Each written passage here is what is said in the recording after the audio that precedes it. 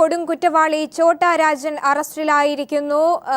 ഇന്തോനേഷ്യയിലെ ബാലിയിൽ നിന്നാണ് ഇന്റർപോൾ ഇയാളെ അറസ്റ്റ് ചെയ്തിരിക്കുന്നത്. ഇപ്പോൾ ന്യൂസ് ഡെസ്കിൽ നിന്നും സിജു സുഗതൻ ചേരുന്നുണ്ട്. സിജു, വളരെ നിർണായകമായിരിക്കുകയാണ് ഇപ്പോൾ ഛോട്ടാ രാജന്റെ അറസ്റ്റ് എന്ന് പറയുന്നത്. ഇന്റർപോൾ ഇന്തോനേഷ്യയിലെ ബാലിയിൽ നിന്നും ഇയാളെ അറസ്റ്റ് ചെയ്തിരിക്കുന്നു. എന്തൊക്കെയാണ് മറ്റു വിവരങ്ങൾ?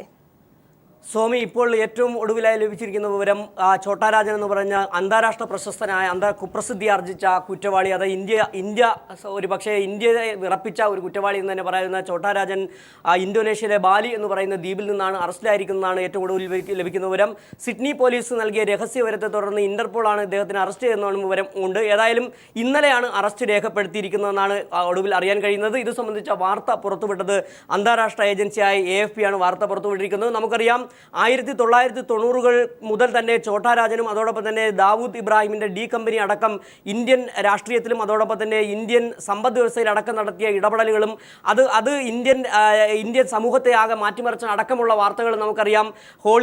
ബോളിവുഡ് സിനിമയിലും അതോടൊപ്പം തന്നെ ബോളിവുഡിലെയും അതോടൊപ്പം തന്നെ ഇന്ത്യൻ വ്യവസായത്തിലടക്കം ഇവർ നടത്തിയ ഇടപെടലുകളും അതോടൊപ്പം തന്നെ ഛോട്ടാ രാജനും ദാവൂദ് ഇബ്രാഹിം തമ്മിൽ തെറ്റിപ്പിരിയുന്നതും അത് പിന്നീട് 93-ലെ മുംബൈ സ്ഫോടനം അടക്കമുള്ള കാര്യങ്ങളിൽ എത്തിച്ചേർന്നും അടക്കമുള്ള വിവരങ്ങൾ നമുക്ക് കൂടുതൽ വിശദീകരിക്കേണ്ടി വരും.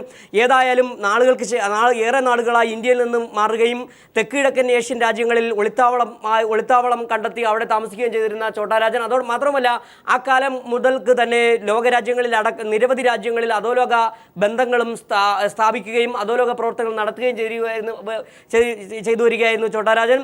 മാത്രമല്ല 2000-ൽ തായ്ലൻഡിൽ വെച്ച് ഇദ്ദേഹത്തിന് വെടിയേൽക്കുകയുണ്ടായി. അതിന് പിന്നിൽ ദാവൂദ് ഇബ്രാഹിമിൻ്റെ ഡി കമ്പനിയാണെന്നുള്ള വാർത്തകൾ അന്ന് തന്നെ പുറത്തു വന്നിരുന്നു. നമുക്ക് ഏറെക്കുറെ മലയാളികളുമായി ബന്ധപ്പെട്ട് പറയുകയാണെങ്കിൽ മലയാളികൾ ഏറെ താമസിക്കുന്ന ചെമ്പൂര് കേന്ദ്രീകരിച്ചാണ് ഇദ്ദേഹം അധോലോക പ്രവർത്തനങ്ങൾ ആരംഭിക്കുന്നത്. മലയാളിയായ മറ്റൊരു രാജൻ മായി ചേർന്നിട്ട് അധോലോക പ്രവർത്തനങ്ങൾ ആരംഭിക്കുന്നു. പിന്നീട് ദാവൂദ് ഇബ്രാഹിമിൻ്റെ ഡി കമ്പനിയിൽ ചേരുകയും ഡി കമ്പനിയുടെ ഭാഗമായി നിന്ന് നിരവധി അധോലോക പ്രവർത്തനങ്ങൾക്ക് നേതൃത്വം നൽകുകയും ചെയ്തു. പിന്നീട് 90-കളോടുകൂടി 93-ന്റെ തുടക്കത്തിൽ ദാവൂദ് ഇബ്രാഹിമും ഛോട്ടാ രാജനും തമ്മിൽ തെറ്റുകയും പിന്നീട് ഇവർ ബദ്ധശത്രു വൈരികളായി മാറുകയും ചെയ്യുന്നു. പിന്നീട് തായ്ലൻഡിൽ വെച്ചത് അടക്കമുള്ള ഛോട്ടാ രാജന് നേർക്കുള്ള ആക്രമണം അടക്കം നടത്തിയത് ദാവൂദ് ഇബ്രാഹിം ആണെന്നുള്ള വാർത്തകൾ പുറത്തു വന്നിരിക്കുന്നു. ഏതായാലും നമുക്കറിയാം ഇന്ത്യയിൽ തന്നെയുള്ള കുപ്രസിദ്ധരായ 2 അധോലോക രാജാക്കന്മാർ, ഒന്ന് ഛോട്ടാ രാജനും അതോടൊപ്പം തന്നെ ദാവൂദ് ഇബ്രാഹിം. ഇപ്പോൾ തന്നെ നമുക്കറിയാം ദാവൂദ് ഇബ്രാഹിമിൻ്റെ ബന്ധപ്പെട്ട വാർത്തകൾ തന്നെ ഈയിടയ്ക്ക് മാധ്യമങ്ങളിൽ വരികയുണ്ടായി. പാകിസ്ഥാനിൽ ഇദ്ദേഹം താമസിക്കുന്നു എന്നുള്ള വാർത്തകൾ പുറത്തു വരുന്ന ഒരു സാഹചര്യത്തിലാണ് ഇപ്പോൾ ഛോട്ടാ രാജൻ അറസ്റ്റിലായ വിവരവും പുറത്തു വരുന്നത്. നമുക്കിപ്പോൾ പ്രേക്ഷകർക്ക് നൽകാൻ കഴിയുന്ന ഏറ്റവും പുതിയ വിവരം എന്ന് പറയുന്നത് ഛോട്ടാ രാജൻ ഇന്തോനേഷ്യയിലെ ബാലി എന്ന് പറയുന്ന ദ്വീപിലെ റിസോർട്ടിൽ വെച്ച് അറസ്റ്റിലായിരിക്കുന്നു. ഓസ്ട്രേലിയയിലെ സിഡ്നി പോലീസിന്റെ സഹായത്തോടു കൂടി ഇന്റർപോളാണ് ഇയാളെ അറസ്റ്റ് ചെയ്തതെന്നാണ് ഏറ്റവും പുതുതായി ലഭിക്കുന്ന വിവരം. ഏതായാലും ഇന്ത്യ അല്ലെങ്കിൽ ലോകം കണ്ട കുറ്റവാളികളിൽ ഏറ്റവും പ്രമുഖനായ ഒരാളായിരുന്നു ഛോട്ടാ രാജൻ എന്ന് പറയാം.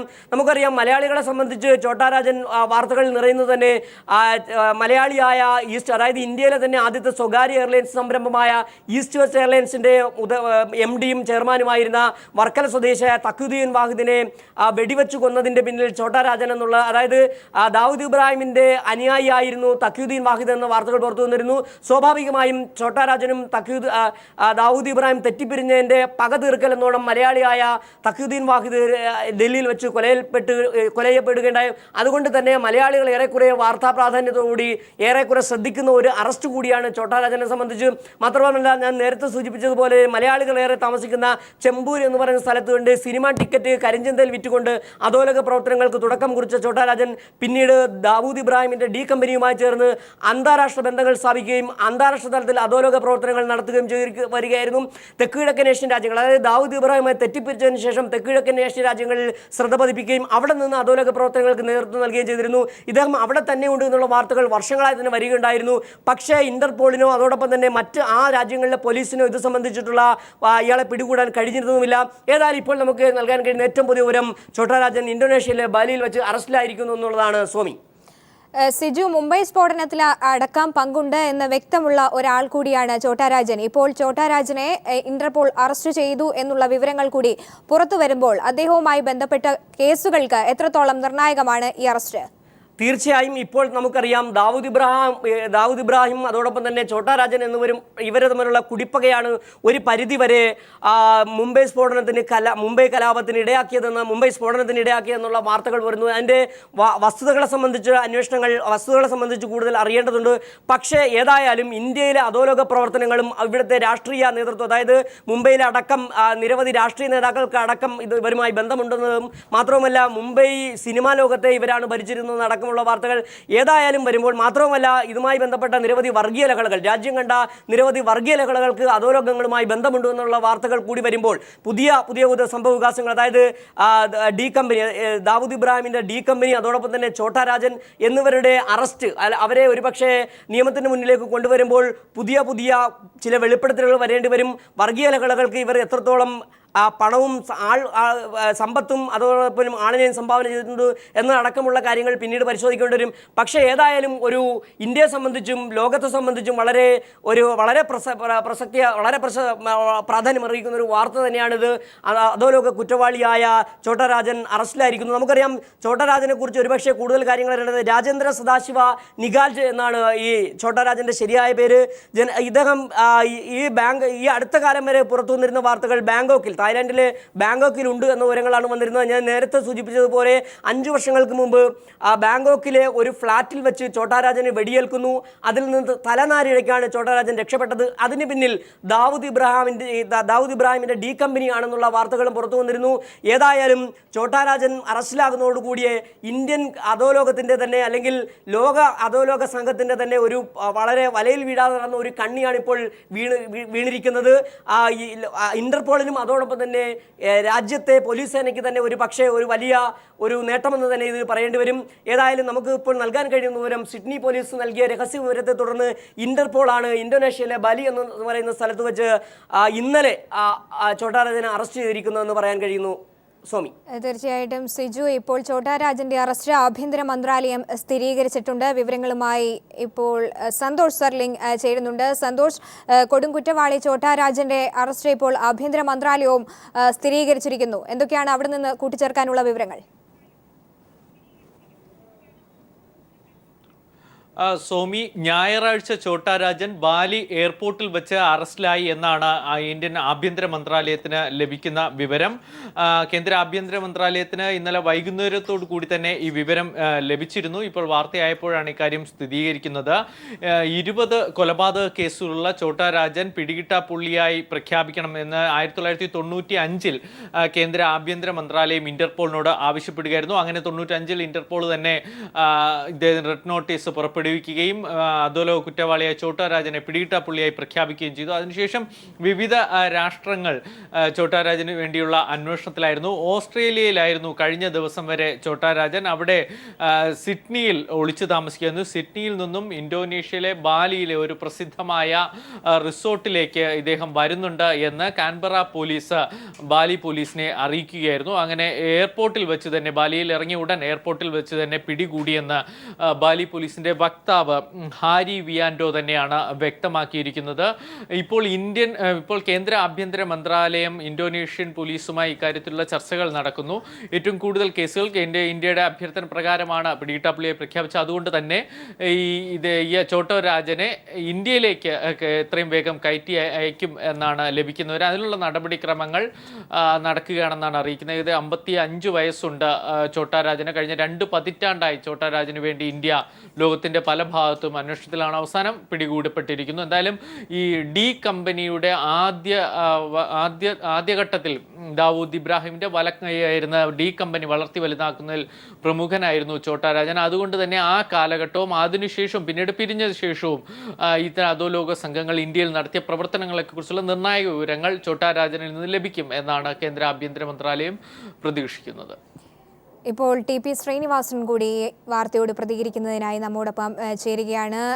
ശ്രീനിവാസൻ, താങ്കൾ അറിഞ്ഞു കാണും, ഈ കൊടുംകുറ്റവാളി ഛോട്ടാ രാജൻ ഇപ്പോൾ അറസ്റ്റിലായിരിക്കുന്നു. 95 മുതൽ ഇന്റർപോൾ നടത്തിയ അന്വേഷണത്തിലാണ് ഇപ്പോൾ ബാലിയിൽ നിന്നും അദ്ദേഹം അറസ്റ്റിലായിരിക്കുന്നത്. ഇത് സംബന്ധിച്ച് ആഭ്യന്തര മന്ത്രാലയം സ്ഥിരീകരണവും നൽകുന്നു. എങ്ങനെയാണ് താങ്കളുടെ ആദ്യ പ്രതികരണം? ഇത് വളരെ നല്ല വാർത്ത എന്നുള്ളതാണ്. കാരണം ഇത്ര നാൾ നമ്മൾ അന്വേഷിക്കുന്നതാണ്. വളരെ പ്രധാനപ്പെട്ട കേസുകളാണ് അദ്ദേഹത്തിന് ചുമത്തിയിരിക്കുന്നത്.